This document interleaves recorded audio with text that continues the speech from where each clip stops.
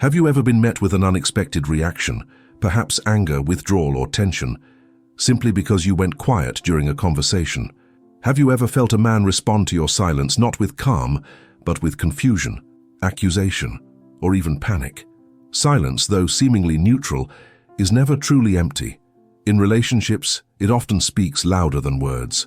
For many women, silence is a refuge, a space for reflection, a way to avoid escalating conflict. But for some men, especially those shaped by unresolved childhood dynamics, that same silence can echo like abandonment, rejection, or judgment. It becomes a trigger, not for what's happening now, but for what happened then. This is not about blame, it's about insight. There are behaviors so subtle, so ordinary, that we rarely recognize their psychological weight. A pause in a conversation, a turning away, a delayed response.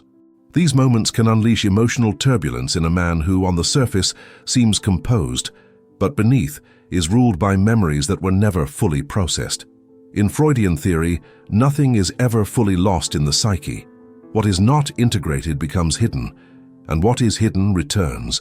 Often it returns not as memory but as reaction, a flood of emotion triggered by something seemingly unrelated. Silence, then, becomes a bridge, a key, a whisper from the past that says, "You are being left." Again. So why does your quiet unsettle him? Why does your pause pull a thread so deep within him he doesn't even know it's unraveling? To understand this, we must descend below the surface, because behavior is never random, and emotion is never only about the present moment. Freud believed that our minds are structured like an iceberg. Only a small part, the conscious, is visible, but beneath that is a vast territory, the unconscious. This is where early experiences, unmet needs, and forgotten pain are stored, not gone, simply buried, until something or someone touches them again. And often it's not dramatic gestures that awaken these layers, it's precisely the opposite. It's the quiet, the stillness, the space that leaves room for projection. When you stop speaking, he starts hearing his own ghosts. What if your silence isn't the problem, but his association with what silence meant in his childhood? This chapter is not meant to justify immature or volatile responses. It's an invitation to observe, deeply and compassionately, the emotional programming that gets activated in relationships. Because behind every disproportionate reaction lies a disproportional history.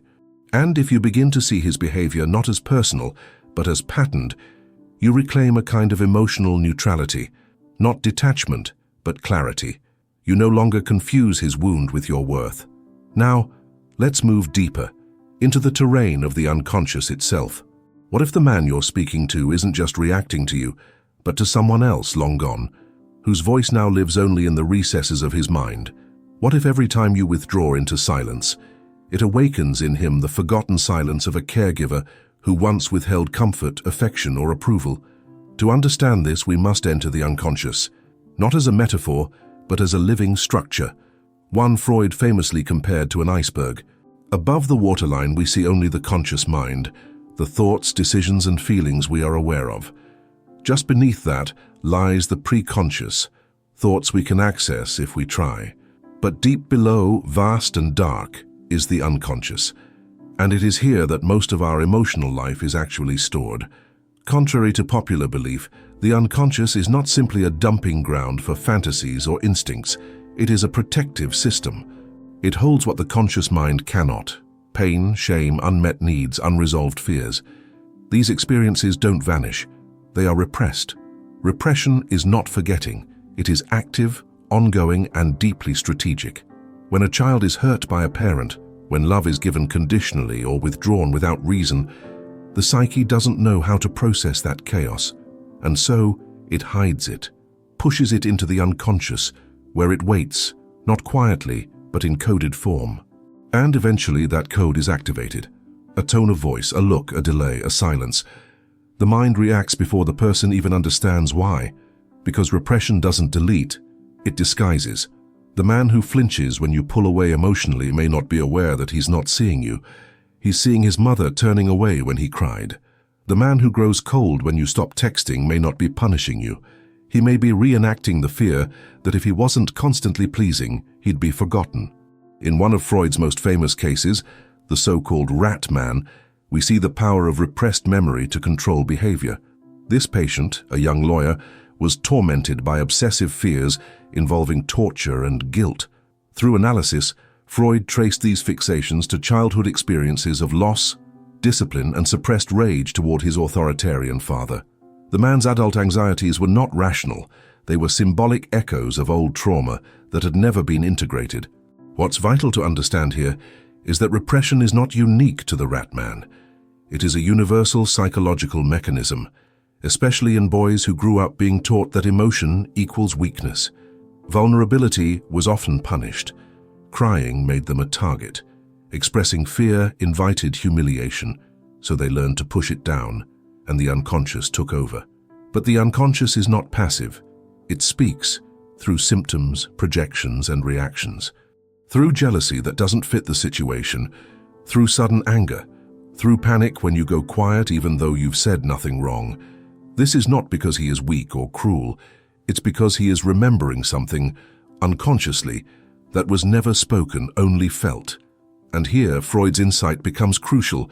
The return of the repressed is inevitable. What is buried comes back, but not as a memory. It comes back as behavior, and behavior, unlike thought, does not lie. This is why so many women find themselves confused by the emotional volatility of otherwise rational men. The man who insists he's fine while his actions say otherwise. The man who demands constant validation without ever admitting insecurity. The man who accuses you of abandoning him when all you did was take space. You are not the origin. You are the trigger, a match that lights a pile of old unspoken tinder. Freud believed that becoming aware of these unconscious forces is the first step toward liberation.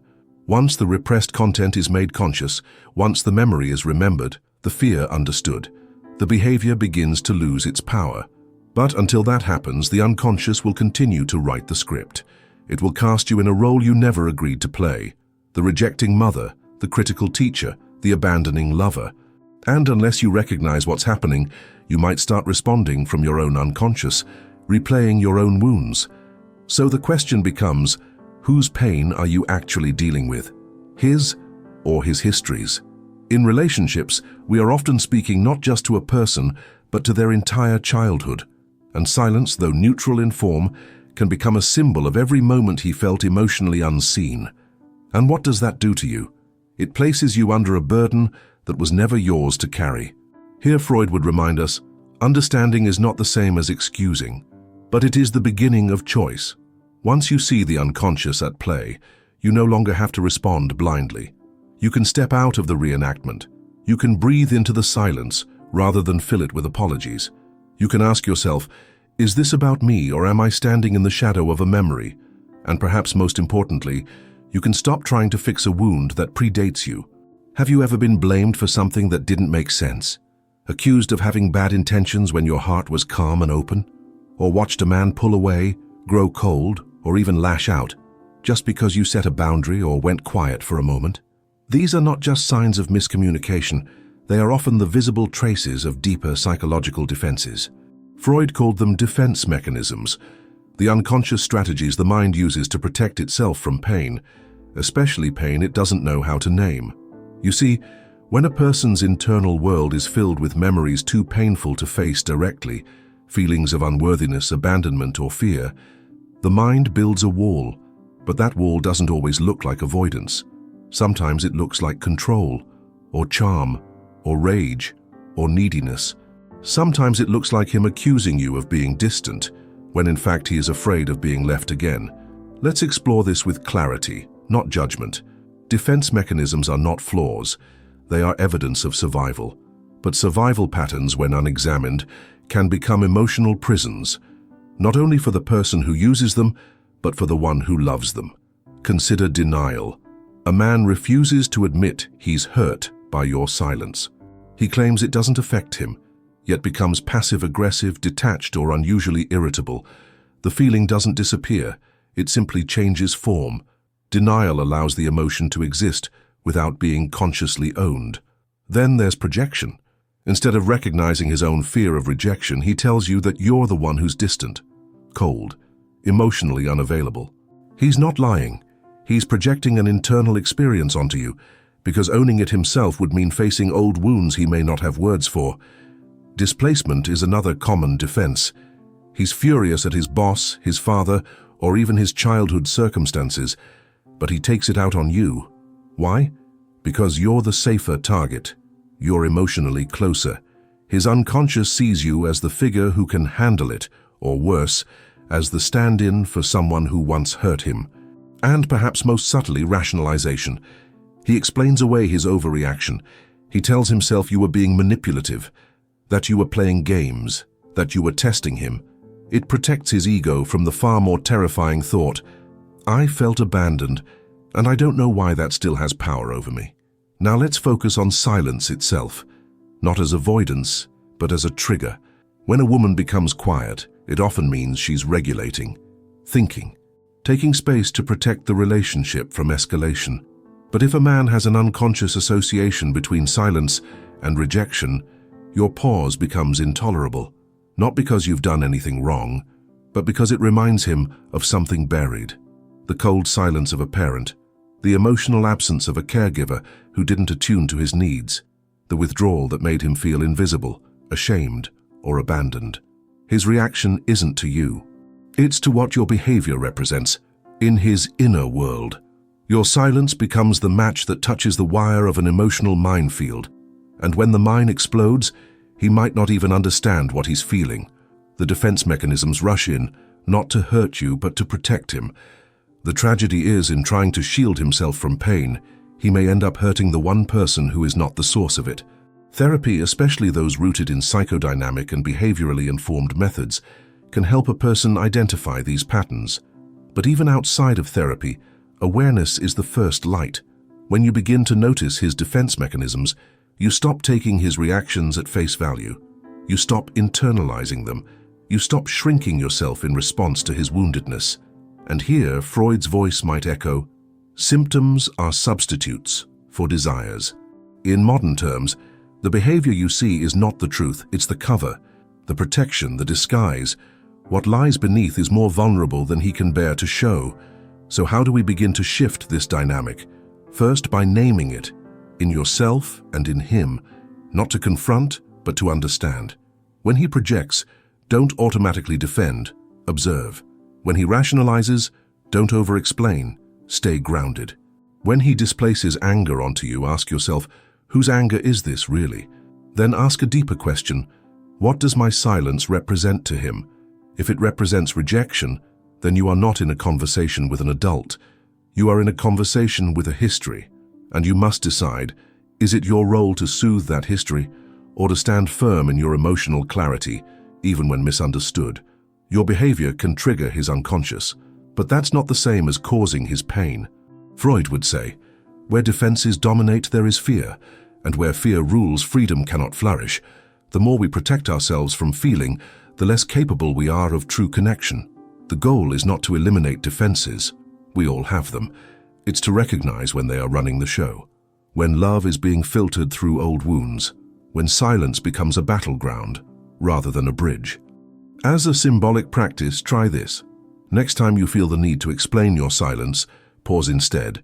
Place your hand over your chest and ask yourself, am I soothing his fear or abandoning my truth? You are not responsible for his unconscious, but you are responsible for protecting your peace. In our next chapter, we will explore where these patterns begin, in childhood, and how attachment styles shape the way a man interprets your behavior, often without even knowing why. What if every time he pulls away, clings tighter, or misreads your silence, he's not responding as a man, but as a child still waiting to feel safe? Attachment is the emotional blueprint written in the first few years of life. It is not chosen, it is conditioned. The nervous system, in its infinite sensitivity, adapts to whatever environment it's placed in, and what it learns early on, it repeats in every relationship that follows. This is not a matter of personality. This is a matter of survival. From the moment he was born, the boy who is now your partner, your friend, or your former lover began asking, is it safe to need? Is it safe to express? Will someone come when I cry? And the answers he received, whether through presence or neglect, warmth or unpredictability, were not stored as memories. They were stored as expectations, deep emotional patterns that still live in his body. Let's begin with attachment theory, developed by John Bowlby and expanded by Mary Ainsworth. It describes four main styles: secure, anxious, avoidant, and disorganized. The securely attached man is the rare one. He is not perfect, but he trusts. He believes love is safe, emotions are manageable, and space is not abandonment. He doesn't punish your silence. He respects it, because he was taught early on that presence is reliable.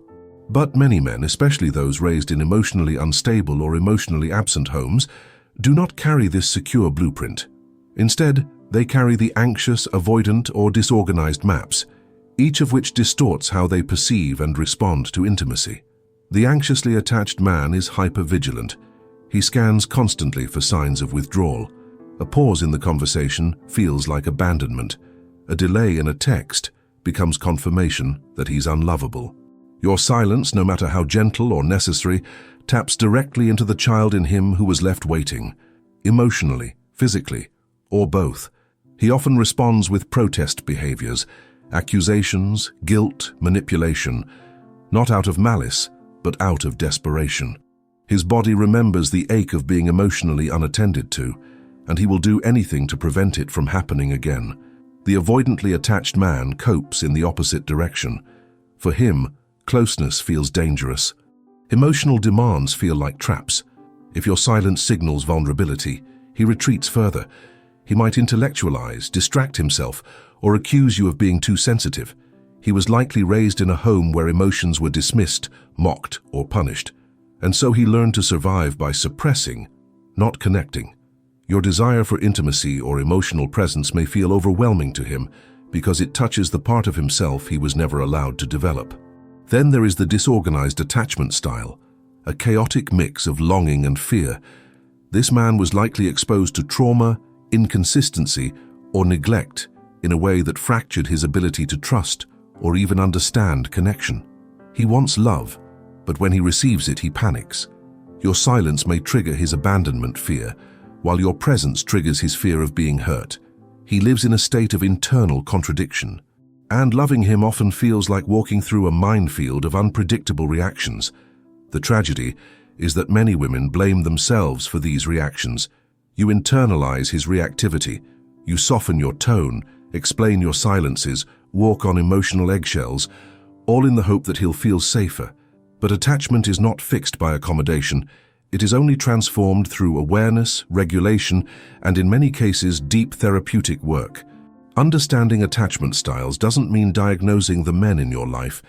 It means learning how not to confuse their reactions with your reality.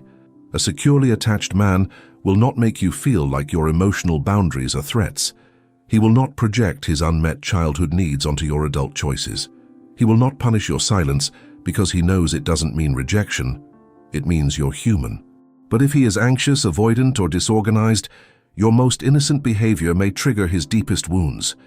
And this is not your fault. You are not the one who taught him that love must be earned or that needs are dangerous. You are not the one who withheld affection or confused him with inconsistent love.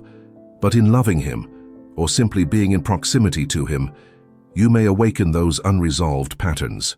And if you are not aware of them, you may start adjusting your behavior in ways that compromise your truth. So here is the most important question. Are you managing someone else's nervous system at the expense of your own? Because attachment wounds are not yours to heal unless they are yours to face. You may carry your own attachment history. Perhaps you too were silenced or unseen. Perhaps you too confuse space with abandonment. And if that is true, you may find yourself locked in a cycle of mutual triggering, where his fear activates your fear, and neither of you are truly speaking from the present. To break that cycle, you must begin to speak the language of your own emotional history. You must learn to pause not only for him, but for yourself, to sit in your silence with clarity, not guilt. As a symbolic task, ask yourself this: when I go quiet, do I feel peace or fear? Then ask, whose fear is louder, mine or his? If you are constantly translating your behavior through someone else's childhood, you will lose access to your own inner truth.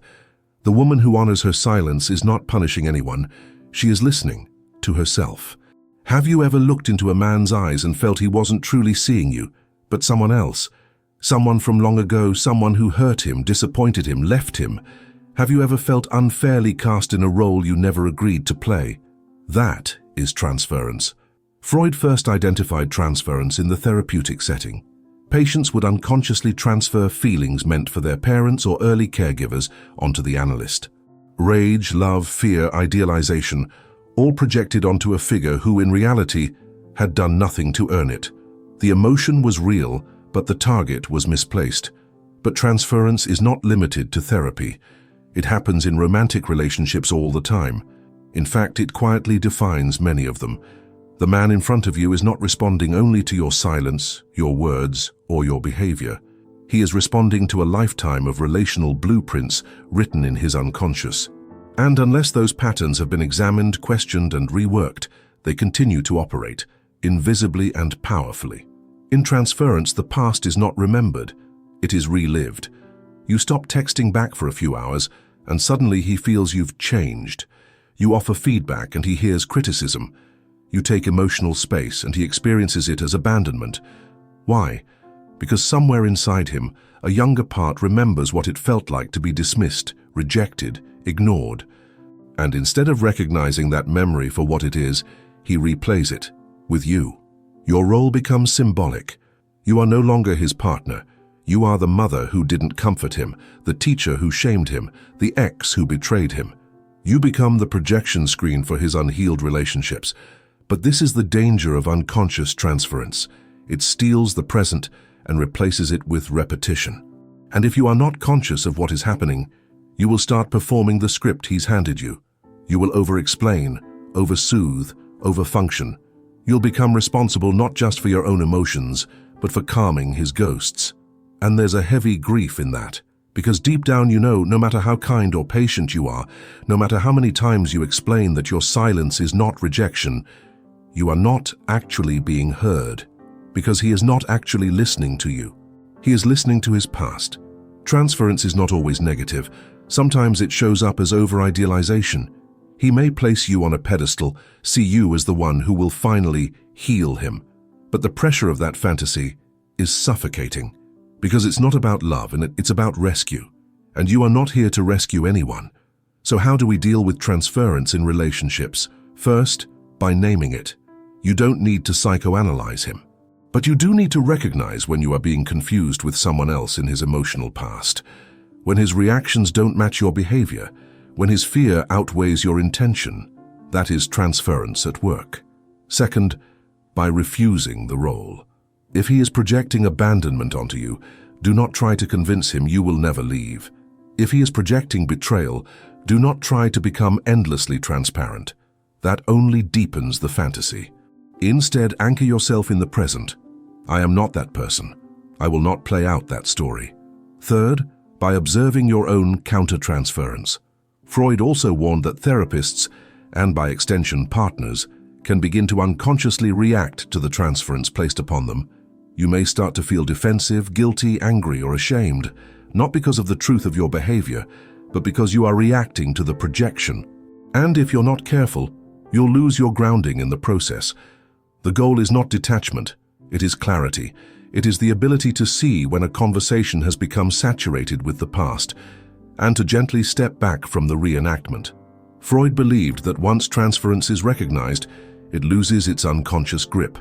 It can be worked with, understood, redirected. In love, this means bringing curiosity into conflict. Instead of defending yourself, you might say, "This feels like it touches something old for you. Can you tell me what this reminds you of?" That kind of question does not heal trauma, but it does something equally important. It invites awareness. And where awareness begins, freedom begins. As a symbolic practice, try this. When you feel pulled into someone else's emotional storm, place your hand on your heart and ask, "Whose story am I in right now?" If the answer is unclear, you're likely inside a projection. And if the projection is strong, remember this. You do not need to prove your innocence to someone who is still battling their past. You can name the dynamic without taking the blame. Transference shows us how powerfully the past lives in the present. But it also reveals something else, the possibility that we do not have to keep reenacting what hurt us. Silence is powerful. It can trigger fear, yes, but it can also invite reflection. And when a man begins to hear his own projections instead of silencing yours, something new becomes possible. In our final chapter, we'll return to where we began, with the power of silence, and how, when wielded with awareness, it can become a tool of transformation rather than a source of confusion. What if the silence you offer is not a threat, but a mirror, reflecting back not rejection but unresolved pain? What if the most dangerous moments in a relationship are not those filled with words, but those filled with emotional echoes? We began this journey with a question: why does your quietness unsettle him? Now we see the answer is layered. Silence is not neutral to the unconscious. It becomes the stage where old dramas replay themselves, where unspoken fears scream the loudest, where a man's past, left unexplored, speaks louder than your present intention. You've now seen how that works, through the unconscious mind, where repressed memories silently drive adult reactions, through defense mechanisms, the protective armor that twists reality to preserve emotional safety, through attachment patterns formed in childhood and relived in every close bond, and through transference, where you become a character in his internal theater, whether you agreed to the role or not. And now, the most important insight of all: you cannot control the stories that live inside someone else's nervous system, but you can stop letting them define your worth. A man triggered by your silence is not necessarily unsafe, but if he cannot reflect on his reactions, if he demands that you never withdraw, that you always reassure, always explain, he is not seeking partnership. He is seeking emotional regulation from someone who cannot provide it sustainably. You. This doesn't mean you harden. It means you choose consciousness over codependence. You do not need to become louder just to protect him from his ghosts. You do not need to soften truth, deny your needs, or explain your quietness until you disappear. When you do that, you are no longer in relationship. You are in reenactment. And still, the compassionate truth remains: he may not know he's reenacting anything. Many men, especially those raised to suppress vulnerability, are profoundly unfamiliar with their inner world. They have been taught to achieve, not to reflect, to act, not to feel, to react, not to sit in discomfort. But just because someone is unaware of their unconscious does not mean you must live inside it. Here is what Freud might say to you now: where it was, ego shall be. In other words, where instinct once ruled, awareness must rise. That awareness begins with you. When you sense disproportionate reactions, confusion, anger, withdrawal, step back, not to punish, not to win, but to observe. The woman who observes is not cold. She is free. Ask yourself, is this his fear or mine? Am I shrinking to avoid triggering him? Am I being punished for the quiet I need to stay sane? And if the answer is yes, gently, without self-blame, return to your center. Because the woman you are becoming does not interpret every emotional storm as her fault.